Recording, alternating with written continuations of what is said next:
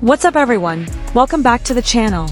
If you're new here, make sure to hit that subscribe button and turn on notifications because today we're diving into something absolutely incredible that's been happening behind the scenes of BTS's upcoming album Arirang. And trust me, you're going to want to hear every single detail of the story. So here's the tea.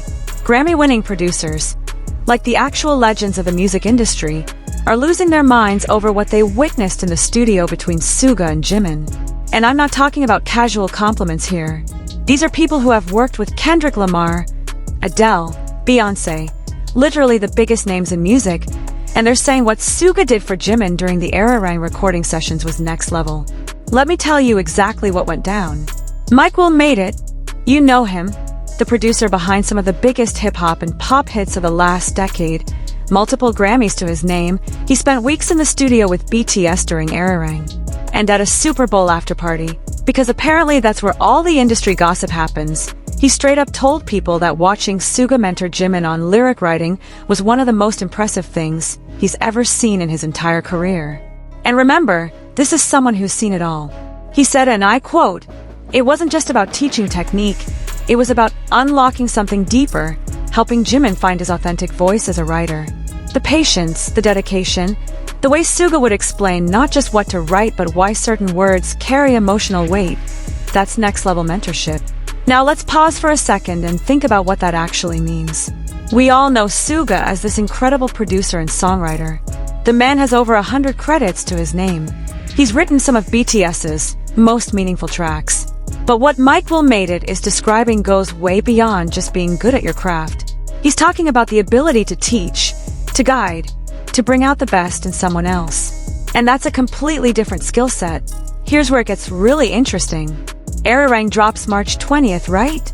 This is BTS's first full album after almost 4 years apart while they completed military service. For years. Think about how long that is.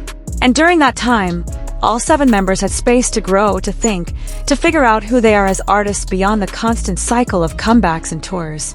For Jimin specifically, this break seems to have sparked something new. He's always been known as this absolutely phenomenal vocalist and dancer. His stage presence is insane. But serious lyric writing, that was new territory for him. And that's where Suga comes in. Suga finished his military service in June 2025, and according to multiple sources, he immediately dove headfirst into Arirang production. But he didn't just focus on his own tracks. He made Jimin's creative development a priority. Think about that for a second. After being away from music for nearly 2 years, most artists would be laser-focused on their own work, right? But Suga took the time, the energy, the creative bandwidth to invest in helping Jimin grow as a writer. Diplo, another Grammy winner who's been very vocal about working on Arirang, calling it the craziest album ever, by the way, he shared some incredible details about the Suga-Jimin dynamic. He talked about these late-night recording sessions, sometimes going past midnight, where he watched Suga guide Jimin through the lyric writing process. And here's what's beautiful about it. Diplo said Suga wouldn't just tell Jimin to change a line or rewrite a verse. He would ask questions, deep questions. What are you really trying to say here? What feeling are you chasing? What do you want ARMY to feel when they hear these words? And then, and this is crucial, he would wait. He'd give Jimin space to find his own answers. But he was always there to help refine those answers into something beautiful. Do you understand how rare that is? In the modern music industry, songwriting has become this incredibly fast assembly line process. Songwriting camps where people pump out tracks in hours. Top-liners who specialize in just writing melodies. Lyricists who write words without ever meeting the artist who's going to sing them. It's efficient, sure, but it's not personal. What Suga did with Jimin was the complete opposite. It was slow. It was intentional. It was deeply personal. Autumn Rowe, she's a Grammy-nominated songwriter who consulted on several Arirang tracks. She broke down Suga's teaching method in a podcast interview, and honestly, it gave me chills. She said Suga would start by having Jimin write completely freely. No structure, no concern for rhyme schemes or meter, just pure emotion on paper. Raw feelings. Whatever was in Jimin's heart and mind, just get it out. And then they would begin sculpting those raw feelings into actual verses and choruses. But here's the key. Suga never imposed his own style on Jimin. He kept asking, "Does this sound like you?" Would you say this in real life? Is this your truth, or are you writing what you think people want to hear? That last question hits different, doesn't it? Because that's the trap so many artists fall into. They write what they think will be popular, what will trend, what will get streams. But the most powerful music, the stuff that actually moves people and stands the test of time, that comes from genuine personal truth. And Suga understood that. He was protecting Jimin from that trap while teaching him the craft. Now, we don't know exactly which tracks on Arirang feature Jimin's lyrics yet. The track list hasn't been fully revealed, but insiders are saying at least 3 songs have lyrics substantially written or co-written by Jimin under Suga's guidance. And one track in particular, described as a deeply personal ballad about coming home after a long absence, apparently moved people to tears during the first playback. Staff members at Big Hit were crying. Let that sink in. These are people who hear incredible music every single day. They work with BTS. They're not easily impressed. And they were crying. What's fascinating is how Western producers are reacting to all of this. Greg Kurstin, who's produced for Adele, Sia, basically everyone, he spoke at a music industry conference recently, and even though he hasn't worked directly with BTS, he's heard about the Arirang sessions through industry channels. And he said something really profound. He said the best mentorship in music isn't about creating a clone of yourself. It's about helping someone discover their unique voice and giving them the tools to express it effectively. From everything I've heard about how Suga worked with Jimin, that's exactly what happened. He didn't try to make Jimin write like Suga. He helped Jimin write like Jimin, just with more precision, more emotional clarity, more impact. And you know what? That's huge, because there's been this tension for years between K-pop and the Western music establishment. Despite BTS's massive success, multiple #1 albums, sold-out stadium tours worldwide, some people in the Western industry have been slow to give K-pop artists credit for artistic legitimacy. They'll acknowledge the commercial success, but dismiss the artistry. So having multiple Grammy winners publicly praise not just the music but the creative process, the mentorship, the craft, that's a significant shift. Let me tell you about the time investment here, because this is what really sets this apart. In an era where pop songs are written in hours, Suga spent months working with Jimin on his lyric writing. Months. One producer who has to remain anonymous because of NDAs described a verse that Jimin wrote as some of the most emotionally devastating lyrics I've heard in years, in any language, in any genre. Those are the words of someone who's heard everything. And they're talking about Jimin's lyrics like that.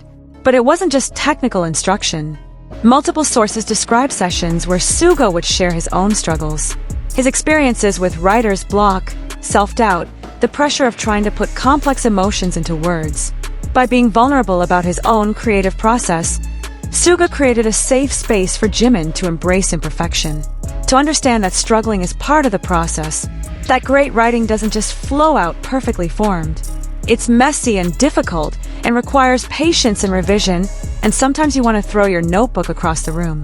But you keep going.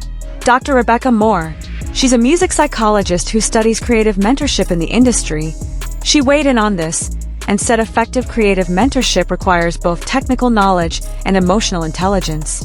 The mentor needs to understand not just the craft, but the psychological barriers that prevent people from accessing their most authentic creative expression. And from everything she's heard about how Suga worked with Jimin, he instinctively understood this. He wasn't just teaching lyric writing. He was helping Jimin overcome the fear and self-consciousness that paralyzes novice songwriters. Think about what this means for the future. Arirang comes out March 20th, and yes, we're all going to lose our minds over the music. But the impact of this mentorship extends way beyond one album. Jimin now has confidence and skills as a lyricist that he didn't have before. That's going to influence his future solo work. It might inspire other BTS members to explore songwriting more deeply. The ripple effects of what Suga invested in Jimin could shape BTS's music for years to come. And here's something beautiful to consider. BTS has always talked about being a family, about growing together, about lifting each other up. We've seen that in how they perform, how they support each other on stage and in interviews. But this is that philosophy manifesting in the most intimate creative way possible. Suga taking the knowledge and skills he's developed over years and years of hard work and intentionally, patiently, generously passing that on to Jimin. Not for clout, not for credit, but because he believes in Jimin's potential and wants to see him shine. Now let me share something else that's been circulating in producer circles that absolutely blew my mind. According to people who were present during the Arirang sessions, there was this one particular moment that became legendary among the production team. Jimin had been working on a verse for days, maybe even weeks, and he kept hitting a wall with one specific line. He'd written it, rewritten it, tried different approaches, different words, different emotional angles. Nothing felt right, and you could see the frustration building. Anyone who's tried to write anything creative knows that feeling. When you know what you want to say, but you just can't find the right words to say it. Suga apparently sat with him for an entire evening, just the two of them in the studio. No pressure, no deadline stress, just two artists working through a creative problem together. And instead of suggesting words or phrases, Suga asked Jimin to talk about the memory or feeling that inspired the line. Not in lyric form, just conversationally. Tell me the story like you're talking to a friend. And Jimin talked for maybe 20 minutes, just sharing this personal experience, this emotional moment that he was trying to capture. And somewhere in that conversation, in the natural way Jimin described his feelings, there was a phrase, just a simple combination of words that he said without even thinking about it. And Suga stopped him. That, right there, that's your line. And the beautiful part is that Jimin didn't even realize he'd said it. It was so natural, so authentically him, that it didn't register as something special until Suga pointed it out. That's the genius of what Suga was doing. He wasn't inserting his own artistic vision. He was helping Jimin recognize the gold that was already there in his own authentic voice. Production assistants who witnessed that moment said you could see something click for Jimin. This understanding that his own voice, his own way of expressing himself was enough, was actually more than enough. It was powerful. Stories like that are why producers like Mike Will Made It and Diplo can't stop talking about what they witnessed. Because they've been in studios with hundreds of artists. They've seen every kind of creative process imaginable. But there's something rare and special about watching one artist genuinely invest in another's growth with no ego, no competition, just pure supportive mentorship. In an industry that's often cutthroat and competitive, where artists guard their secrets and techniques, Suga's generosity with his knowledge and time stands out. There's also this interesting cultural element that Western producers have picked up on. In Korean culture, there's this concept of seonbi and hobi, senior and junior relationships, where the senior has this responsibility to guide and teach the junior. It's built into the fabric of how Korean society operates. And while Suga and Jimin are the same age, both born in '93, making them the 95 line in Korean age reckoning, Suga joined Big Hit and started training before Jimin did. So in the BTS hierarchy, Suga is technically senior to Jimin. But what's beautiful is how Suga embodied the best version of that seonbi role. Not authoritarian, not demanding, but genuinely invested in Jimin's development as an artist. The album's 14 tracks are supposed to capture what Big Hit calls the story of seven. The individual and collective growth during their time apart and their reunion as a complete group. Within that larger narrative, the Suga-Jimin songwriting collaboration is like this intimate, precious chapter. It's a testament to mentorship, to patience, to the belief that every voice deserves to be heard with clarity and impact. For Grammy-winning producers who have dedicated their entire careers to the craft of songwriting, witnessing this process has reaffirmed something fundamental. Music is a human art form. The greatest achievements often emerge from acts of generosity, guidance, genuine creative partnership. Not from algorithms or formulas or chasing trends, but from one artist helping another find their voice. So as we count down to March 20th, as we prepare to hear Arirang for the first time, I want you to listen with this context in mind. When you hear Jimin's vocals, when you process the lyrics, remember that behind those words is this whole journey. Months of late-night sessions, questions and answers, vulnerability and trust, one artist investing in another's growth. That's what makes music special. That's what makes it mean something. Alright, I want to hear from you in the comments. What do you think about Suga's mentorship of Jimin? Are you even more excited for Arirang now? Which track do you think will feature Jimin's lyrics? Let me know everything. And if you enjoyed this deep dive, smash that like button, subscribe if you haven't already, and I'll see you in the next video. Peace!